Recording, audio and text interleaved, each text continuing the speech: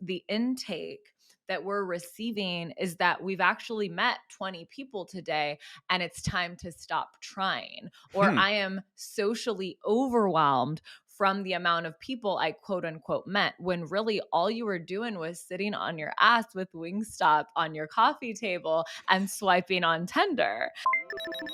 I'll have what she's having.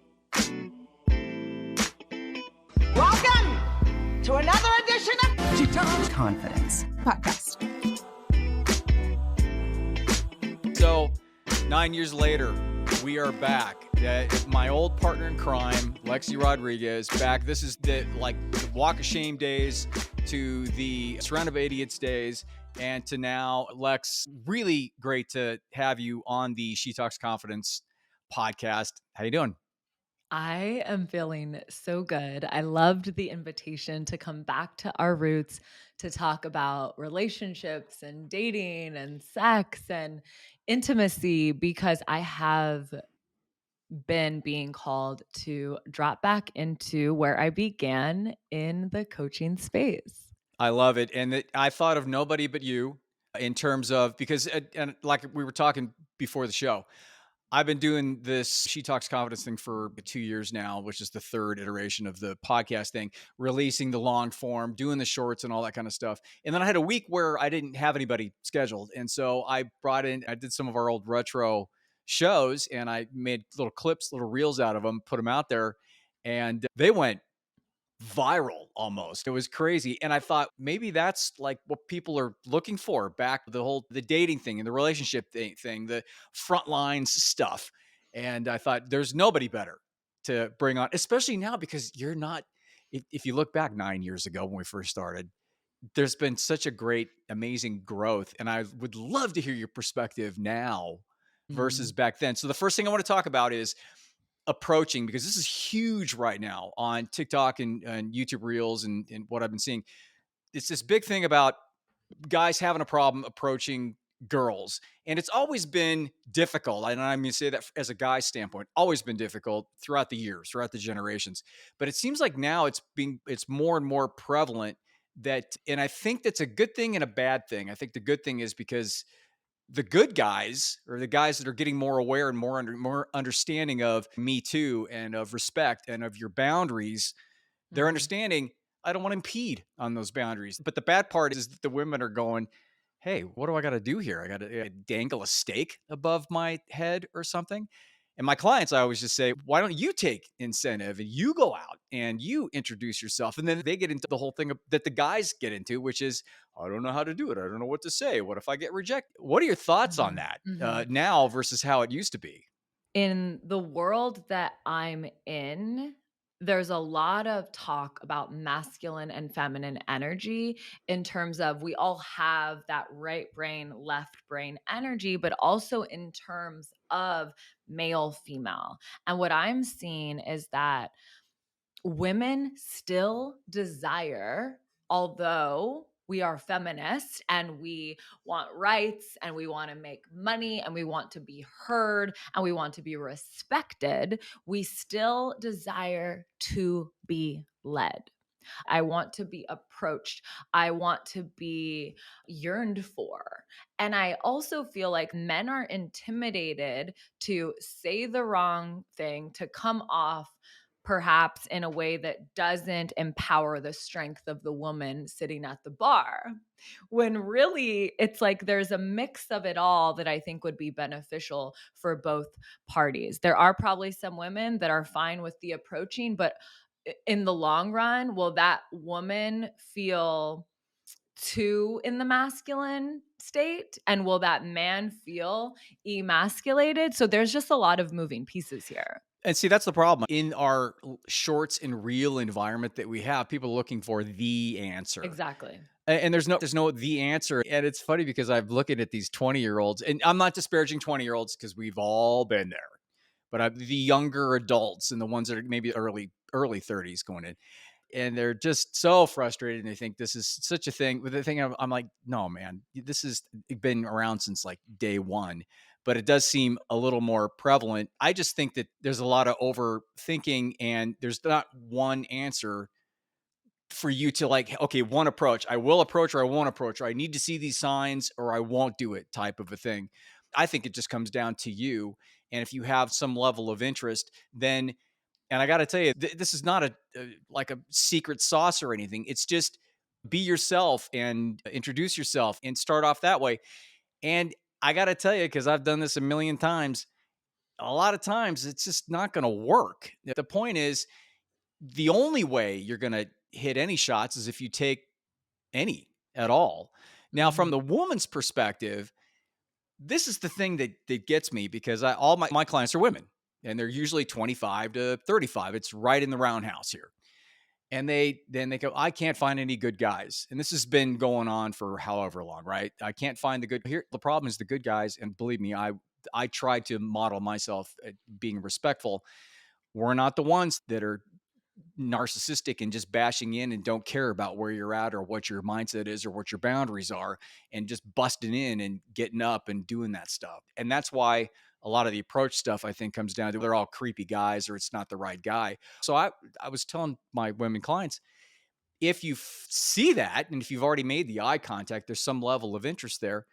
Why can't you? Do you think that even with the wanting to be approached, even with that mindset that they have, do you think that there's a way to supersede that? Is there to pattern interrupt that?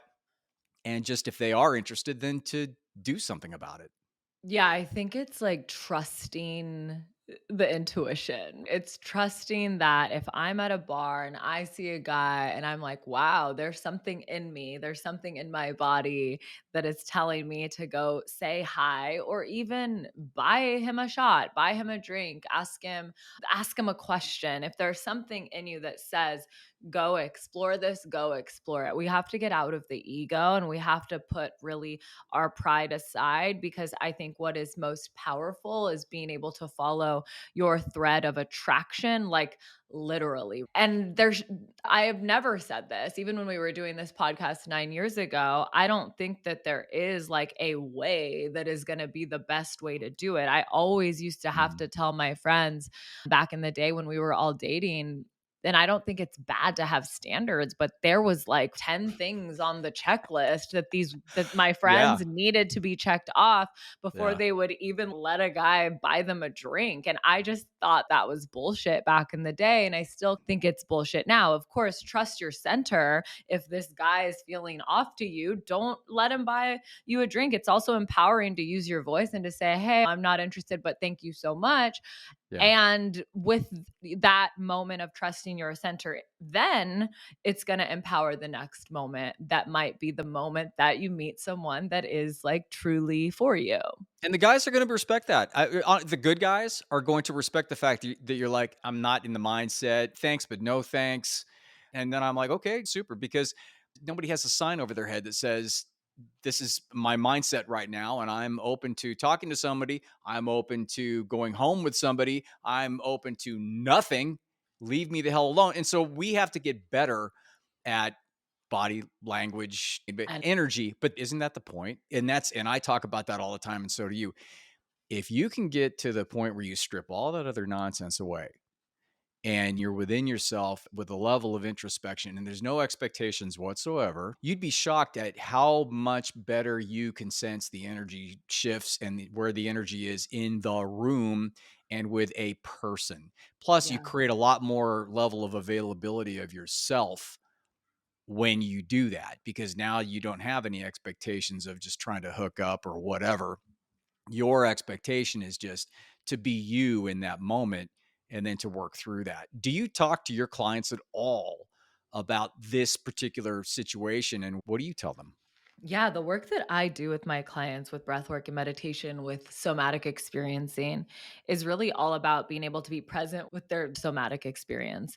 And so, if I can be present in this moment with the sensations in my body, if I can be present with whatever emotion that was most profound today, and I'm out having a drink with a friend, I can truly be in my self experience. This is who I am, and this is what it is. And that's going to be felt energetically from someone else and someone that you want to be felt by. It might not be felt by the douchey TikTok star that's just dancing around and I don't Really? know, What a shaking his ass surprise. on TikTok, but you don't want to be felt by that Hey, guy. there you Or go. at least my clients don't want to be felt by that guy. I do want to name this statistic that I heard about on a podcast that really blew my mind, but it made a lot of sense.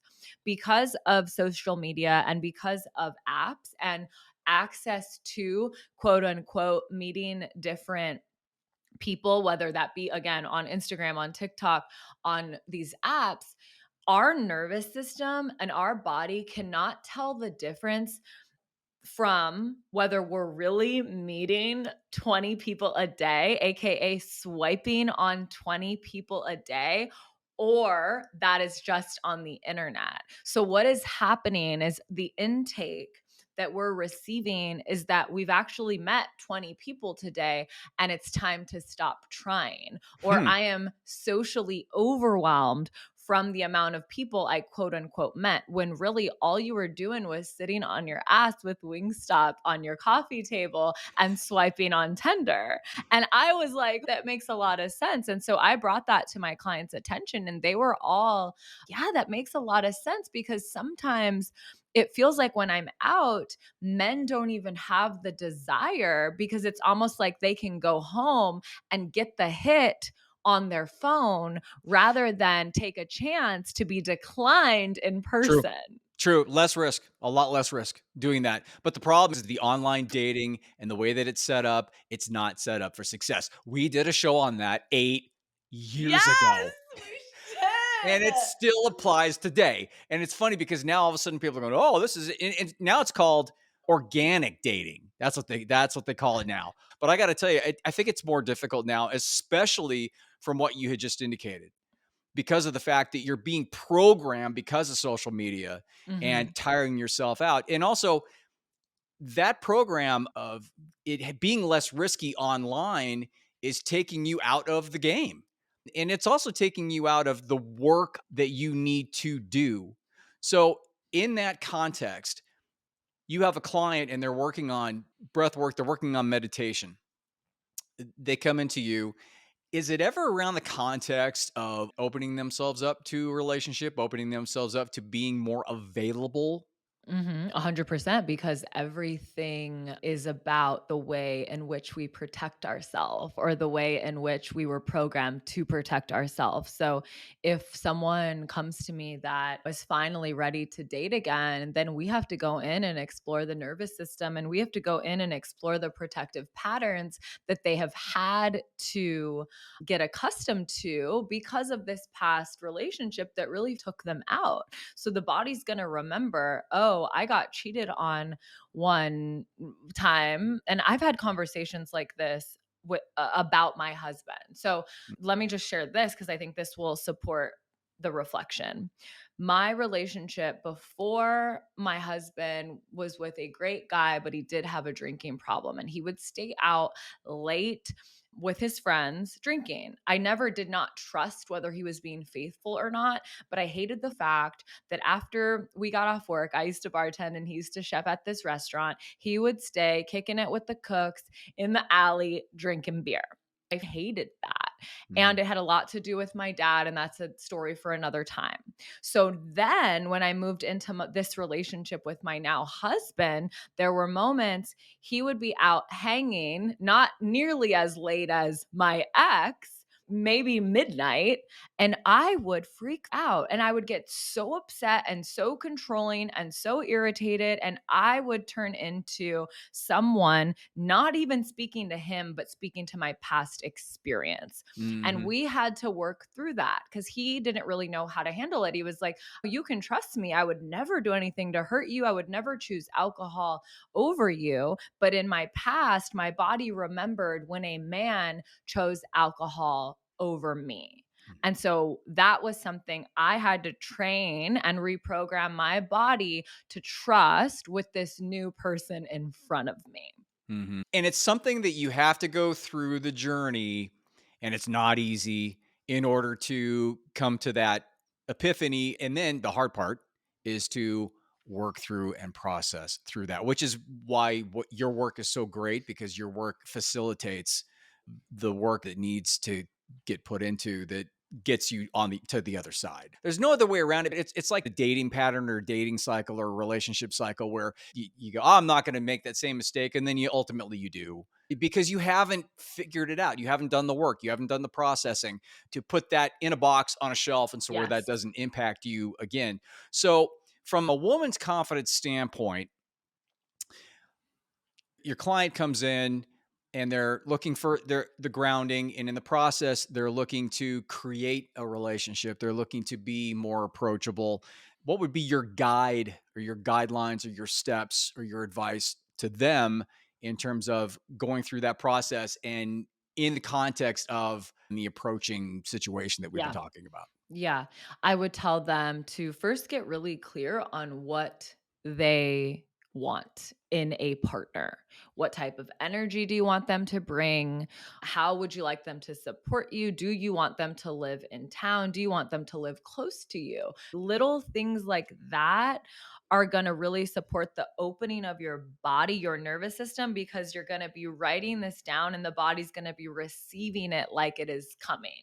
And then I would actually invite this client to take a step back, to look at their schedule, to look at their way of being, and to see if they even have the energetic or literal space and time for a relationship. Because Good a point. lot of Yep. times, I have clients that are subconsciously distracting themselves with doing that they don't even have time to be open and meet someone that's going to want to take them out, because they're putting on this busy, tough girl, I don't need no man front, when really they deep down desire a partner.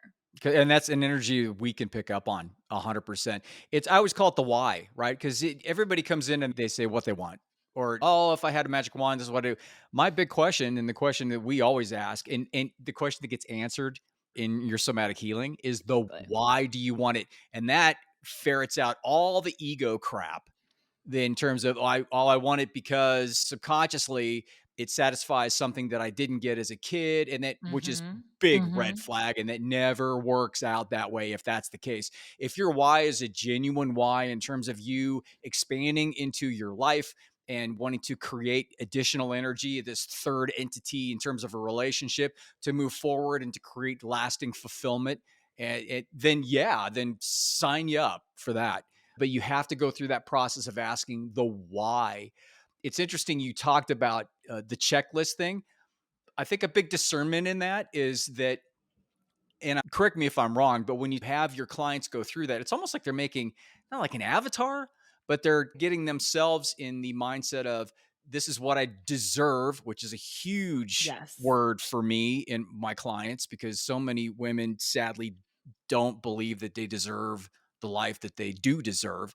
It's not about having the checklist and then going out and then thinking to yourself, okay, I'm watching this dude and he's got a ball cap on. He could be into sports. That's not what it's about. What it's about Mhm. is you're just setting up your initial priorities, and then allowing yourself to just sense the energy of the room and sense the energy of the person, and being open to seeing those. Because I will tell you this, the more aware you get, the more you pick up on other people's stuff, good and Mhm. bad, Mhm. and you can sense it. And so it's a tool. That's a huge thing that a lot of people don't want to do the work on, especially nowadays, because everything's so quick and it's on the screen and this and that. But that's why there's so much frustration out there, I think, personally.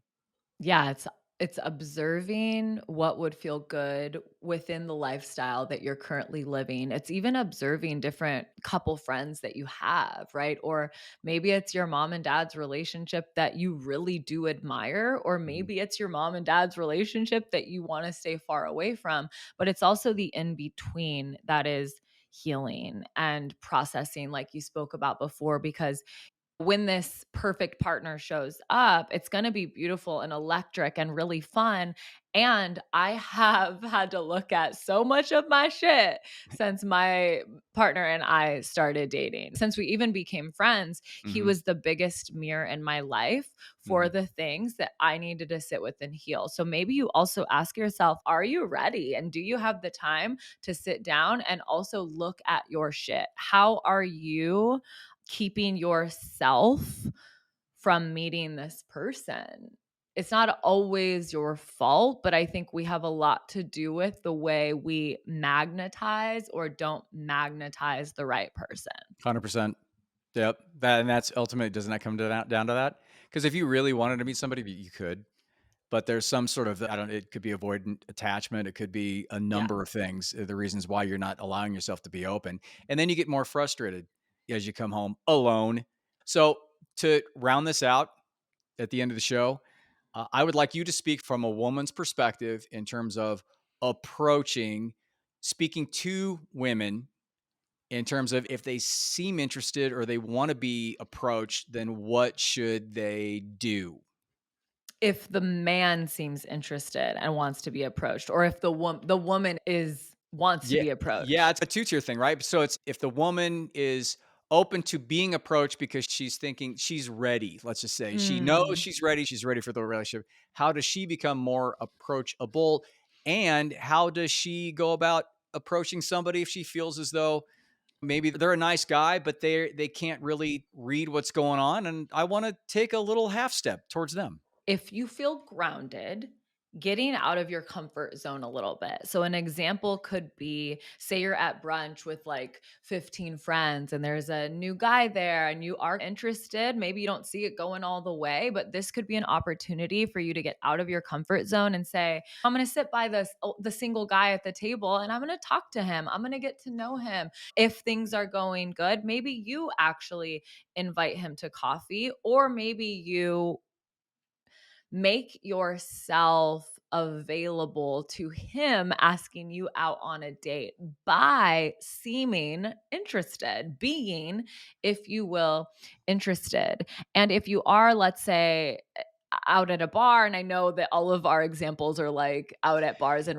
I restaurants, mean, because when I was single, people were still drinking I alcohol, know but I they feel don't even like do that. now They don't everyone's even do, sober, yeah. which is Wait, beautiful. But the whole other show, like it's a whole other grocery show. store, library. It doesn't even matter. It could be a grocery store. It could be a library. It could be at a volunteer event or something in that context. Yeah, it's just having an open energy, and even like taking yourself out to a cafe, getting dressed in something that makes you feel confident, and just energetically stating, I'm going to meet somebody today. I know it seems woo woo. I know it might seem abstract, but this is the work that works. 100%.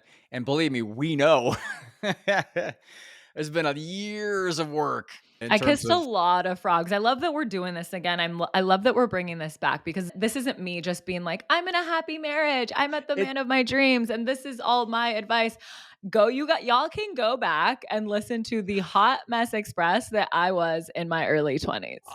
You know what? I would love to, and I might bring in some clips from the past in terms and put that and intermingle those with here just to see the difference. Yeah, It's totally. but isn't that, not to harp on this too much, but isn't that the 20s though, Lex? Seriously, Totally. that's the 20s. But what you did, and a lot of people don't do, I think, is you did the work. Mhm. You really did, and it's not easy, but it is worth it 100%. Whether you're in a relationship or you're not, it is worth it. So, just to put a bookend on this show in terms of coming back to the approaching thing, I will tell you from a guy's perspective, we really enjoy being approached, and it doesn't. And honestly, I've been approached. I enjoy it a lot, and I really don't even care if I'm attracted to the girl or not. It Mhm. doesn't matter, because what it does is just it opens up conversation, and honestly, the most random, basic questions like, "Hey, what you doing here? Hey, what's going on?" Or, "Hey, does this?" That's it. It's all it takes, and you can start a chat and then see how it goes. It doesn't mean it's going to go anywhere, but at least you're creating Mhm. the possible opportunity either way. What I tell my clients all the time, hey, if you're interested, then go ahead. There's not going to be any judgment in terms of you being pushy or you wearing the pants or any of that crap. None whatsoever. If you're interested and you deserve to act on what your interests are, you deserve it. So just do it. That's what I would say. Yeah, I love it. And if anyone has an ego about you approaching them, you don't want them. No, that's a them thing, right? Totally, that's a them thing. So then you're like, then you go, okay, I'll see you later, or whatever, and you leave, and you're like, yeah, okay, I did it. And then you actually feel better about that. So thanks, Lex. We're gonna turn around, do another show real quick, but can you put your contact information and your stuff in right now? Yeah, I just launched a somatic wellness app. It's called Embody Mind. So we can put that in the show notes, but you can download it wherever you download apps. And I have meditations, breathwork practices, somatic movement classes, somatic experiencing, all on this app that is going to support your nervous system and in turn support your dating life. And you can also follow me on Instagram. I haven't dabbled in TikTok because I'm afraid. So maybe this will be my toe into Yeah, TikTok, but for on sure. Instagram, I'm Lexi.Rodriguez.Smith, and Smith is my husband's buzzkill last The Smitty, right? name. And the fear of TikTok, that's a whole other show, right? It scares Because me. because we haven't that's funny. All right, we'll talk about that. We'll talk about that later. So it's all good. You know where I'm at. It's TonyDufresne.com, or if you can't spell it, because Lexi's known me for a decade, she can't spell it. Right? Am I wrong? I don't even think I can say it. I think Yeah, I've always exactly. said Fresne. You did. It was just a butcher job. But again, that's why I also did theconfidencedoc.com. And if you need to get a hold of me, it's Tony at the Confidence Doc. And I've got all sorts of fun stuff. And I just finished a masterclass on toxic relationships, how to get the hell out of a Nice. toxic That's relationship, important. with a little bonus that I just finished yesterday, as a matter of fact. And the little bonus add on is about gaslighting. 12 gaslighting statements, what they will say, Cool. then get your radar up, and 12 things you can say to shut them down. Good. That's important. You're doing the Lord's work. I've been trying to do that for years. So good to see you, Lex, and everybody else. We'll see you later.